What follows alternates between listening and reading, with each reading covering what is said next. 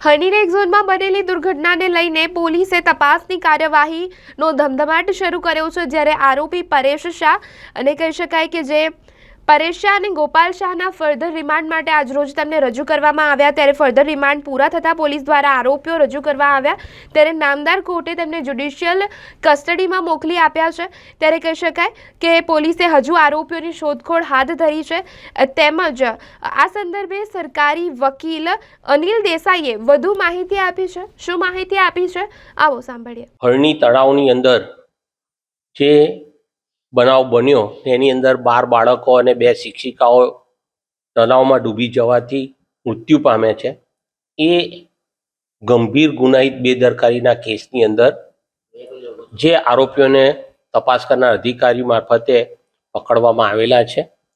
Police commissioner Shri મારફતે આ ગુનાની તપાસ કરવા માટે સીટની સ્પેશિયલ ઇન્વેસ્ટિગેશન ટીમની રચના કરવામાં આવેલી છે અને તેના ભાગરૂપે પોલીસ આ ગુનાની તલપરસી તપાસ કરવાની અંદર તમામ આરોપીઓને જે આરોપીઓ પકડાયેલા છે તેના રિમાન્ડ મેળવેલા છે।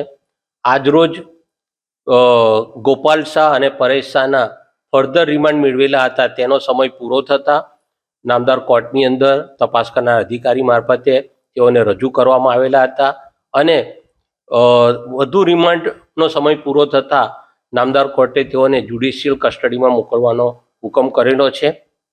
આ કેસની અંદર હજી અન્ય આરોપીઓ રિમાન્ડ હેઠળ છે।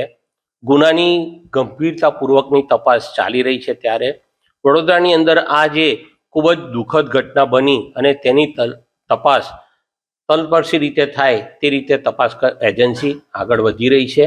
જે આરોપીઓ પાસેથી રિમાન્ડ દરમિયાન જે માહિતી મળી છે તેના પણ ક્રોસ વેરિફિકેશન કરવામાં આવેલા છે। આમ વખત જતાં જે આરોપીઓના રિમાન્ડનો સમય પૂરો થાય છે તેને જ્યુડિશિયલ કસ્ટડીમાં મોકલવાનો નામદાર કોર્ટ મારફતે હુકમ કરવામાં આવે છે।